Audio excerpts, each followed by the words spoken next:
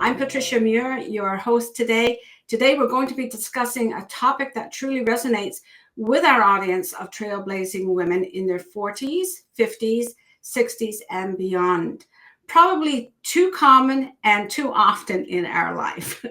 If you've been struggling with energy dips and hormone changes, or feeling like your health goals are slipping further away, this episode is for you.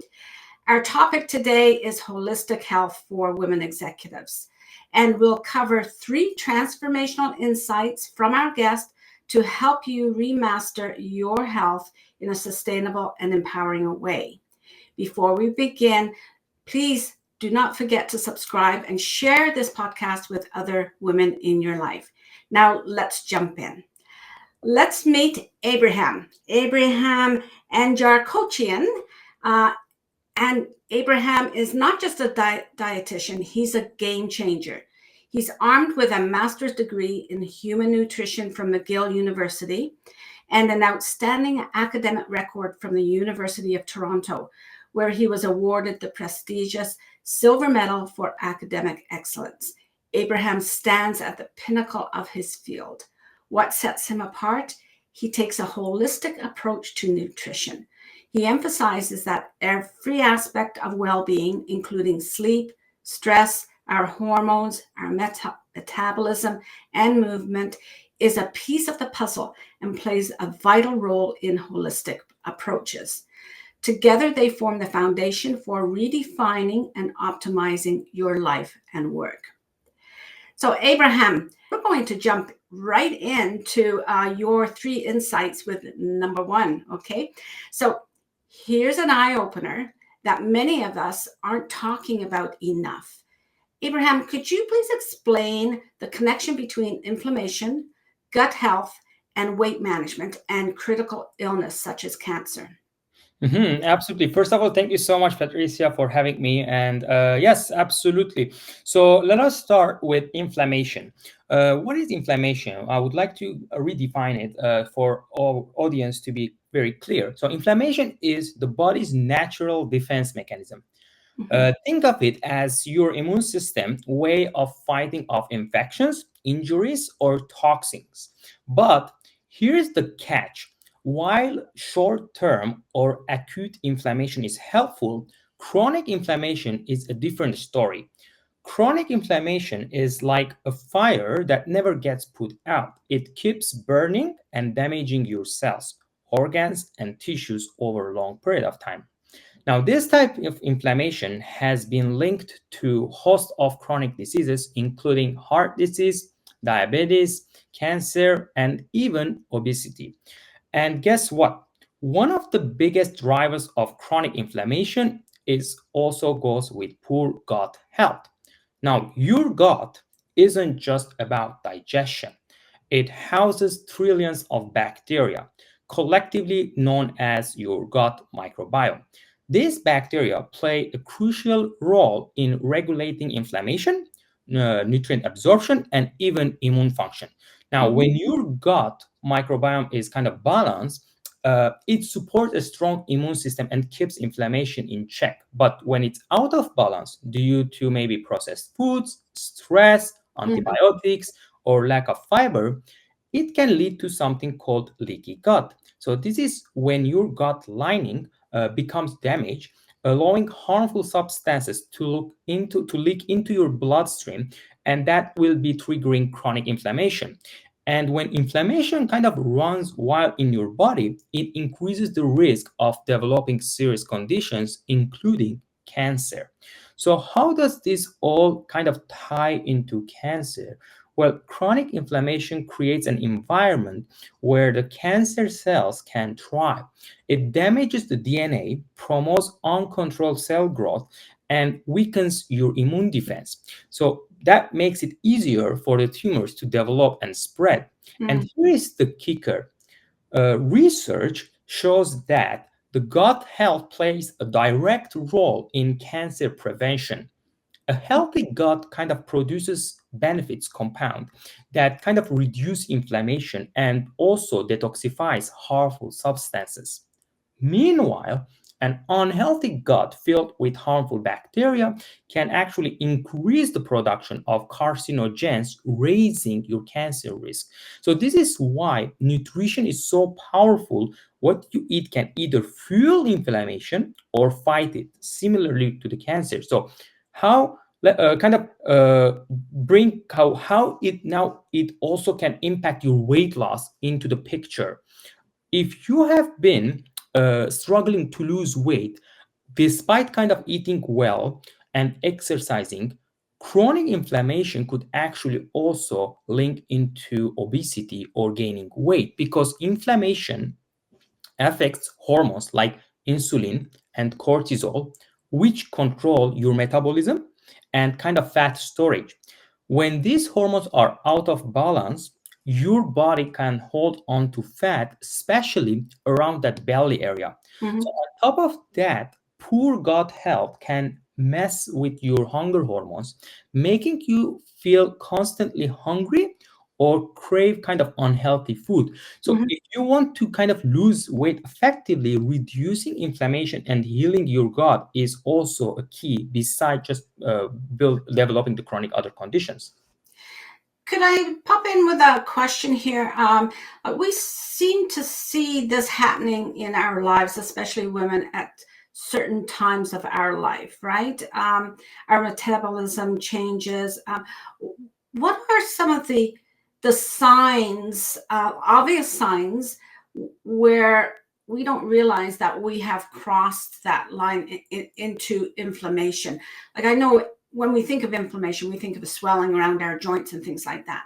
But I can tell you, when I was diagnosed with cancer, I had none of the usual risk factors. Um, I do believe one of the risk factors was stress, definitely. But what were some of the things that, if I had noticed in my body, where I could have said, okay, this is inflammation that's sneaking up on me? Is there an answer to that? This is a very great question and can have a broad answer to it. But like sometimes, absolutely, you are right.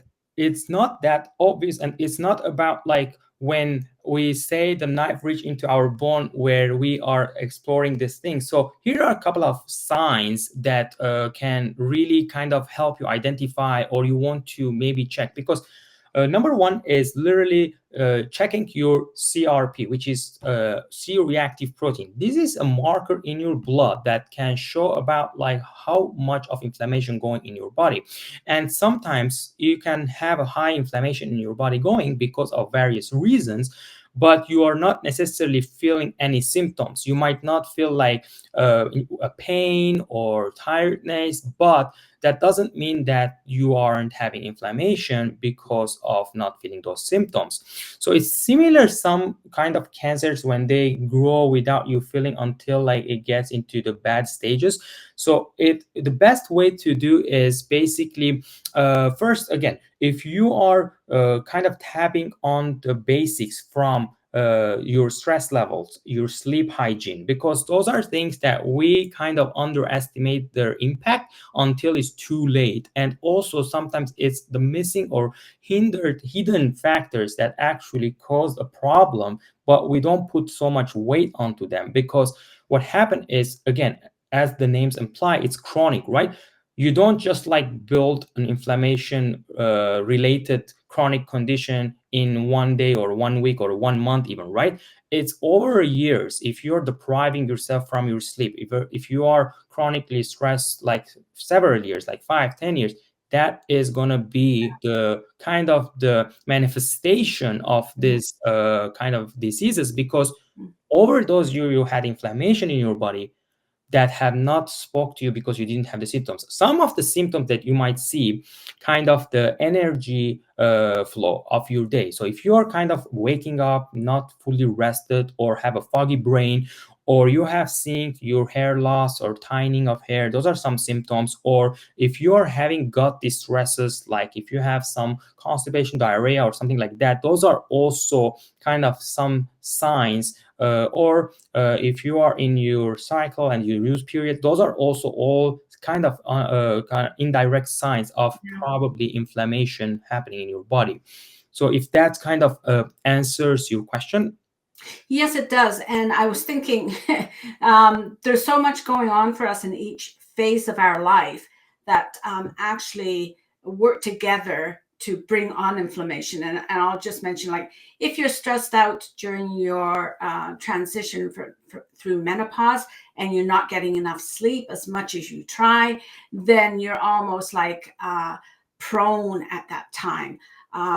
Or if you have a lot of stress at that time, you're prone for all those symptoms. So, we'll talk about this in a minute, but, managing inflammation, from what you're saying, isn't just about controlling our waistline.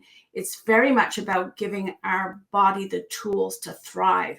So, could you quickly give us some action tips, or one tip maybe? You've talked about how we can recognize inflammation, but how can we perhaps prevent it?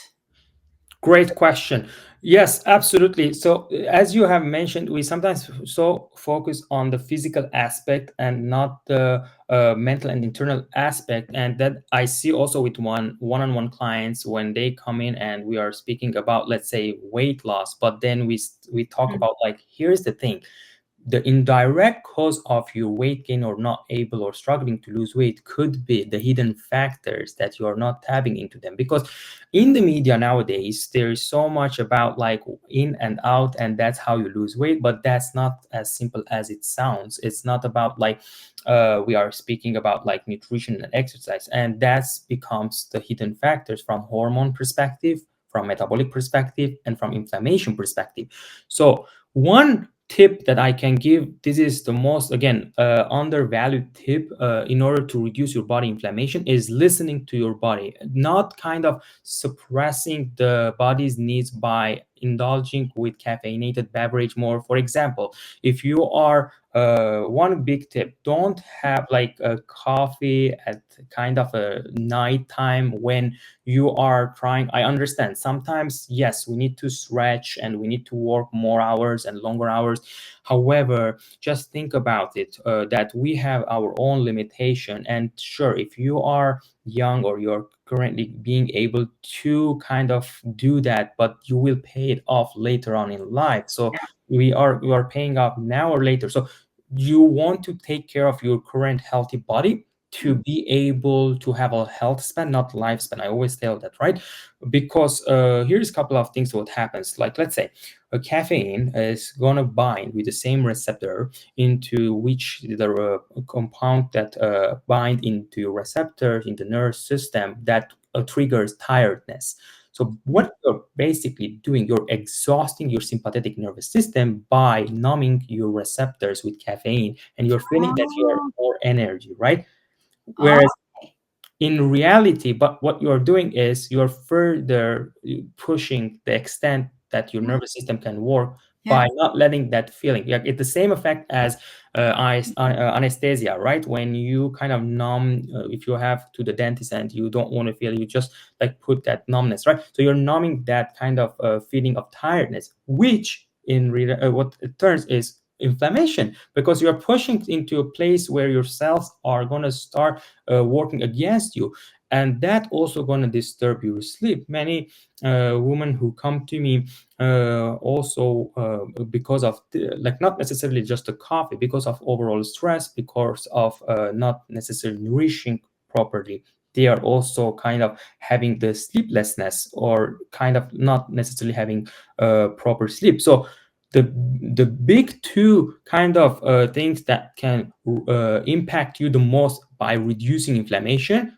honestly, are: number one, making sure that you have at least 7 hours of sleep per day. And if you're going to be someone telling me I'm going to be fine if I sleep 6, yes, no one said that no, you won't be fine. But the problem is, if you do your labs, would you see the CRP levels at the place that you would be hoping for, or that will favor a good longevity life? That's the question, right? It's not about the moment, it's about like 10, 20, 40, 50 years from now, how that will impact you. So sleep is number one, absolutely a stress. Number two is, and I'm not going to be here negligent about, like, you can live without stress. No, stress is inevitable, but there is ways of kind of either changing the response to stressors or handling them in a different Mhm. way, right? Mhm. And Mhm. absolutely, third one comes nutrition, because you cannot like negate your intake, and that's also going to play big role. So the easiest way to reduce in body inflammation when it comes to nutrition is to go to whole food, vice like refined processed food. That's itself going to make you a huge favor. So I think those three tips, I can give it something that right away, if you do it, you see, if you and you haven't been following or tracking those, significantly going to reduce your CRPs. Mhm. I found it very interesting what you said about coffee, because I think this is something that women senior executives and business owners and professionals rely on to push them through whatever's going on. We work long hours, and uh, I say that coffee doesn't affect me at night. I know it does for some people and they stay away from it. But the very fact that if I take coffee at that time with the idea that I'm going to be able to work a couple extra hours, I'm actually working against my body signaling to me saying, enough's enough, you're tired. Stop this. So I think that was a really good point that I had never thought of before. So I hope other people pick up on their own insights on this. Yes, and I will add on to that, especially when it comes to energy, I would say there is way more. Like, because here's the thing, sometimes we mix between having energy or what are the things that we can do to enhance our energy to be more productive in the day, vice what it means like having a coffee. Coffee doesn't give you energy, it just numbs the Just tiredness. numbs it. Yeah, yeah. Whereas energy, if you have like, there's many times we do all the whole different things that kind of doesn't give us the energy. And if you tap into the right metrics and have that energetic foods, and the sleep and the stress is tuned in, you will see how much more productive you will be and how much more energy you will have without even having that coffee. Mhm. Yeah, good.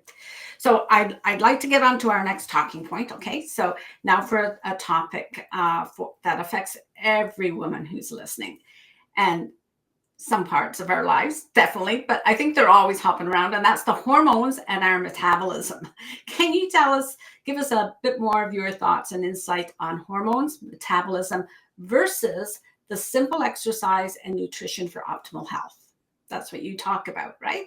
Absolutely, absolutely. And this is where it comes between the complexity and simplicity of losing weight, right? Because I know there is sometimes we are fed into the media, especially when it comes to kind of fad diets or cookie cutting methods, where we speak about like, I don't know, ketogenic diet, paleo diet, NOM, Weight Watchers, move this, put this.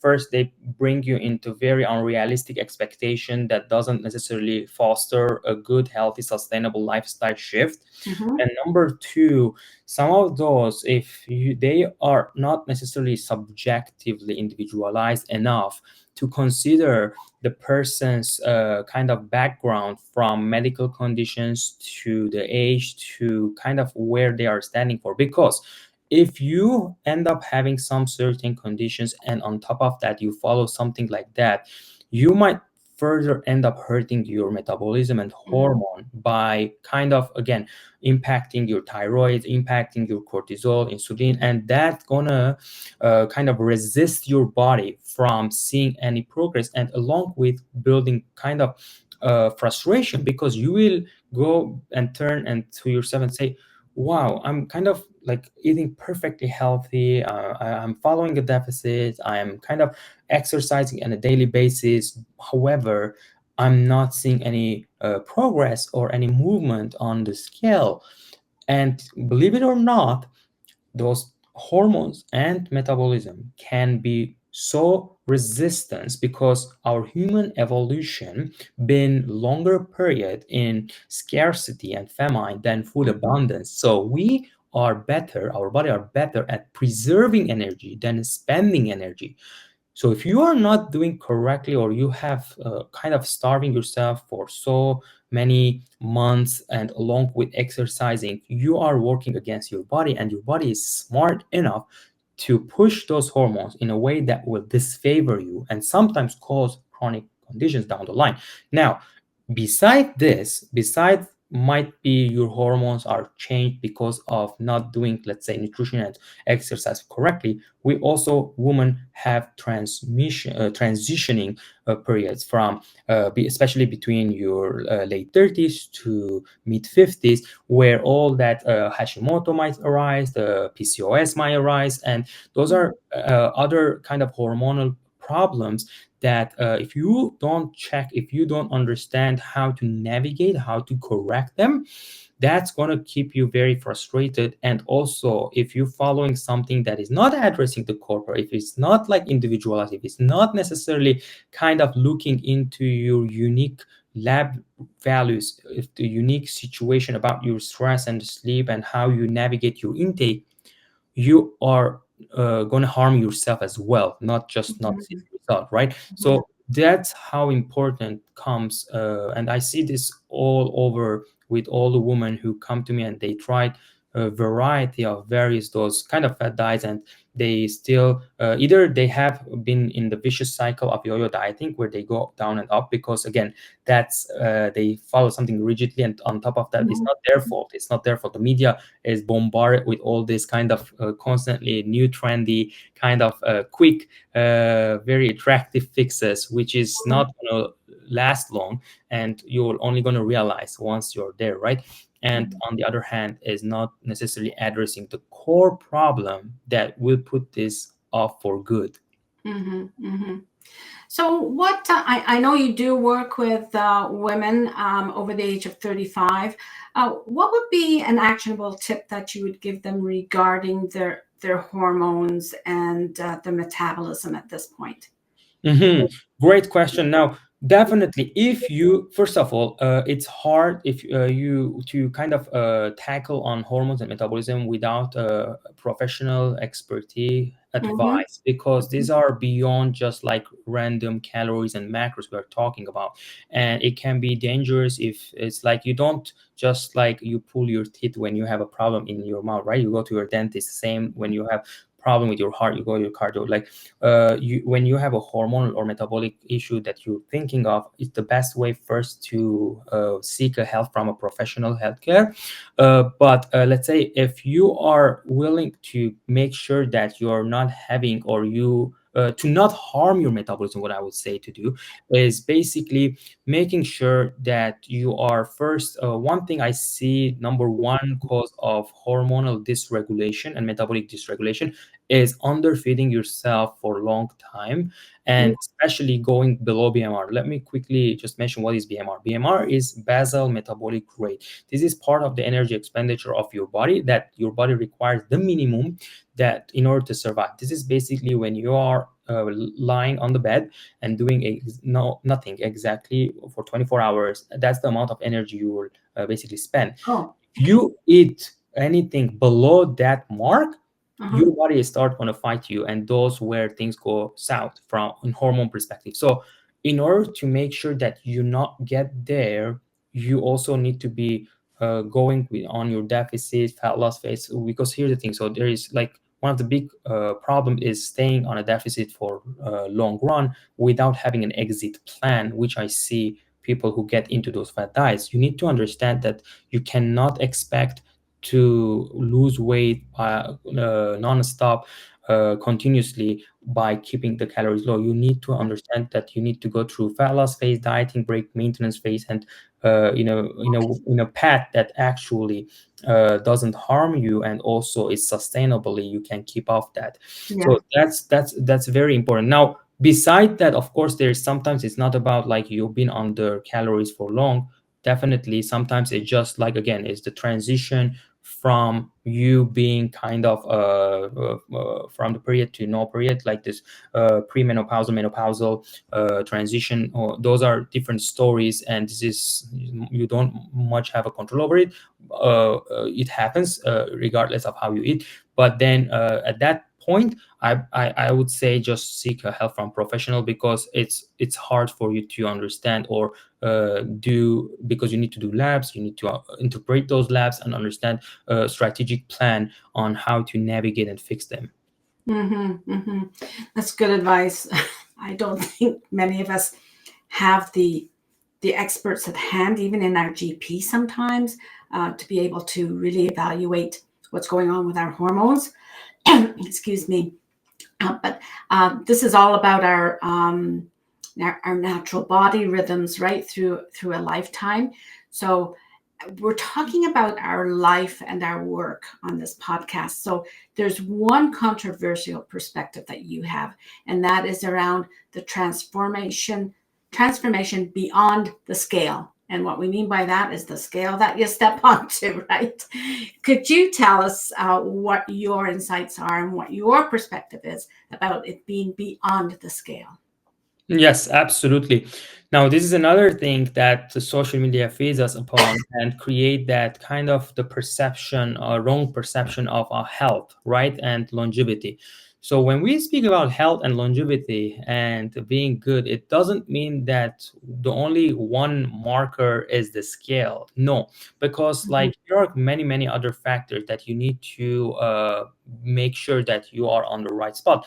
As we spoke in the very first topic about inflammation. So, having lower body inflammation, having more energy throughout the day without relying on energy drinks or caffeinated beverages, making sure that you are being able to kind of feel strong and live strong, let's say at the gym, being able to carry on kind of a daily task as you are aging and in your 80s and 90s, not developing any type of chronic conditions from diabetes to cardiovascular disease to cancer, are all the bigger picture on how and why you want to fix them, fixing those hormones, getting into your better sleep. If you're like feeling that before you were kind of having distracted sleeps, we wake up with a foggy brain, and now you can sleep continuously 7 8 hours, you wake up super energetic with clear headed, you are performing much better in your workplace, in your family, in your relationship.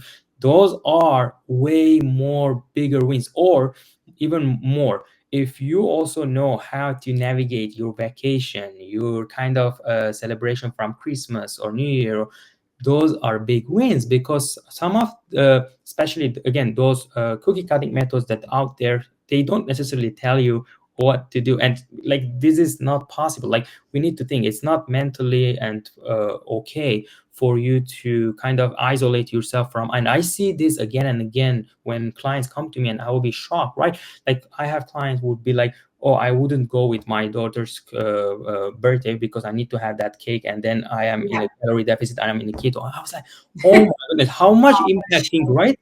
Like how much it will impact your mental health, your soul. Those are things you need to understand. It matters because you need to take as a holistic. It's not just a number on the scale. And another thing is like how your body feels, how you fit in the clothes, how the progresses in between the pictures change. Because if you are also working on gaining muscle mass, which has more weight than fat, you might not see much of a shift on the scale. But when you see your pictures, when you wear your clothes, you feel the difference and you feel more confident, you feel the change. That's why scale is not going to give you the whole picture on how well are you doing, how far you came, or how healthy you are. So keep that in mind, that what you really want truly is making sure when you get into your late 90s, even 100 at this time, you are able to function properly, be independent, making able to do daily simple tasks from grocery, going to your home, and traveling without relying on someone or being in long-term care or even confining to bed, right? So no one wants like living long and their last 10 15 years being in bed, right? Everyone wants to live a good, healthy, long life. Yeah, yeah, and healthy, long life. But you have also said it's not just about living longer; it's about having a better life, isn't it? It's living better. So all those things that you mentioned about guilt-free meals with your family, that so that you don't feel that you miss out on those connections because you have to deny yourself of that birthday cake or something like that, right? So it's looking at our whole life holistically and what is a nice quality of life for us, right? Rather than depriving ourselves or as you had mentioned, about trying to squeeze into a size or something like that, that is dictated by the fashion industry or something like that. But it's about being healthy, right? So, what would be one actionable tip that you'd share in this particular controversial perspective that you have? Mhm.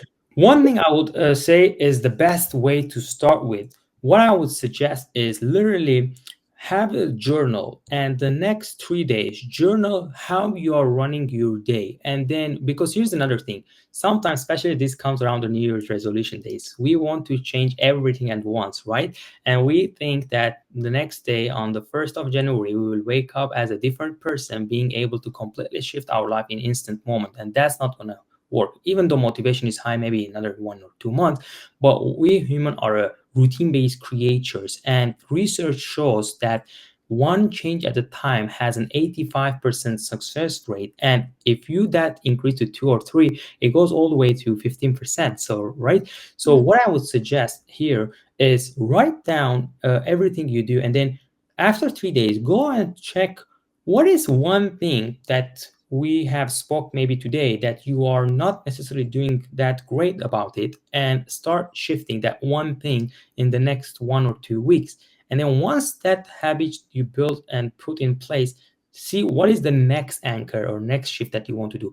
mm, Those small steps that you take, small shift that you do, is the one that's going to bring the ripple effect down the line and put you in the right lifestyle, right habits, that you will create sustainability. So you will not only indirectly lose your weight, get the health benefits of it, but also you created an enjoyable process. Because that's another thing, many of those fat diets, people won't enjoy it, and people doing for the sake of the just number going down, but they hate everything that includes, from like yeah, yeah, having carbs and all. They are dreaming about it, right? Because whatever retreats from us, we always attracted to it. So we need to understand that that's not going to create any sustainability. If anything, it's going to create eating disorders, binging down the line, food relationship issues. So whereas if you do this kind of an action, and if you take it one step at a time and build something enjoyable, fits your lifestyle, realistic, and you can kind of stick to it longer run, that is true sustainable outcome. good, good. So I'm going to just bullet points talk about what we've learned or what was reinforced today, because I think sometimes we've heard these things, but we haven't, like you said, we haven't put it into our daily life. We've heard it, we've read it, and then there could be something that we're not doing. So one of the points that I learned today is that health isn't just a part of your life, it's the very foundation for everything that we're doing, right? From for my audience, it's like leading their teams, it's building their businesses, it's nurturing their families and themselves. So we need energy and vitality and resounding self-trust to show up fully, and that's the foundation that helps us to take care of ourselves. So the other thing that I picked up on, I'll repeat this, it's not about squeezing into a size. It's about transforming the way you live. Okay. Yep. So what if you have to go up a size for a little while? Like, as long as you're aware of, your aim is to live better, like better quality of life for a longer time of life. Like you were saying, Abraham, like it would be, wouldn't it be wonderful if we were in our last 30 years or even our last 10 years and we are enjoying that rather than being ill, like chronically ill? So I hope today's episode gave our listeners the insight and motivation to approach their health as a dynamic, ongoing process rather than, you mentioned it, a quick fix goal. Like that's the New Year's Eve Yeah. resolution, right? So if you're going to dig deeper into this holistic approach, connect with Abraham. He is helping women over the age of 35 to unlock the best versions of themselves. The links will be in the show notes. And I'd like to ask Abraham to share a quick story about when one of your clients, Abraham, realized that it was more than the scale and more about remastering her life and work to live better. Could you share something without any names? Absolutely. Yes, absolutely. So here's the funny story. It's like, yes, one of the clients, which actually have on the testimonial videos too, but she actually came to me just completely different story here. She came to me because she was again very frustrated with her weight, and weight was the only kind of concern that she was looking at. And then when we were deep looking at her labs, for example, there was blood pressure going on, there was cholesterol going on, but she never mentioned those to me. And I was like, but have you noticed, like, these are the markers that is also impacting you? Because especially blood pressure, it can interrupt your actual sleep, and it can also cause headaches over the day. And we were like, again, looking at as we have spent like the first maybe 1 or 2 months working specifically on her sleep and stressors. And again, I still didn't know about that until she did like lab result, and she was telling me that, oh, by the way, Abraham, you know that my cholesterol came to normal and the blood pressure. I was like, you know, this is like more important than the weight last, because it's that time we lost almost 8 pounds only, but she were here for losing 40 pounds. And I was like, you know that this kind of getting rid of your, because she was on statin, and she wasn't on the blood pressure medication as of yet, but she was on a statin. And then the doctor even asked her to not take it anymore. And I was like, you know that that's alone, because of the side effect and all the long-term Mhm. impact that will affect on your cardiovascular health, is way more valuable for you than like the, I know it's also important for us to look good, feel comfortable and confident, then but the weight that you got. So it's always, I say, look into all that bigger win, let the reward be your weight loss, rather than just like concentrating on the scale going down. So Oh, let that be a reward of working, that bringing everything else into good health and good perspective. okay. Okay, that's a great story. So, Abraham, you're going to actually, the link to your Facebook is on the streamer at the bottom there. Abraham has a great Facebook group. If you're interested, go on and join. And some other information for connecting with Abraham is going to be in the show notes. He does have a special offer for listeners for a call. I think you said a clarity call, right? So that would be great for those women who are interested in that. Is there anything else before I go into a conclusion, Abraham, that you'd like to point out? No, I think you have mentioned everything. And also, yeah, so the clarity call, just wanted to mention that it is completely free. What I do in Dallas call, I audit, I go over your concern, I give you kind of an idea what can you do, and that's what we do. And in the Facebook group, I go weekly. We have workshop every single Monday, and we have tons of value that we provide. So just to give a bit more of elaboration on those kind of what links, what are they about? Good, good. That's great. Okay, so thank you again, Abraham, and thank you to your listeners and to my listeners for tuning in. Don't forget to subscribe to Executive Encore for more empowering conversations such as this with thought leaders and with other women who are going through similar experiences in developing their Executive Encore. If this episode today resonated with you, please share it with a friend. We all know someone who yearns for more energy and good health. Like I yearn for energy, that's for sure. Please leave a comment and join in on the discussion on YouTube and in LinkedIn. They're so important for you to engage, not just for your benefit, but for the benefit of the community. And visit my website at patriciamuir.com. Read my weekly blog and follow me on LinkedIn. Subscribe to the Sunday newsletter as soon as you can, because that's where you will see Abraham featured this Sunday, March 2nd. From here, I will put together a blog bringing all that information and sort of melding it with my insights as well. And then in the newsletter, I will be featuring Abraham's video and his call to action. And all links will be available for you. Till next week, take care of yourself, do what's best for you, and don't jeopardize what you've built for yourself. And I have a little extra quote for you this week. True transformation is about creating sustainable, healthy lifestyle that leaves you feeling stronger, energized, and fully alive.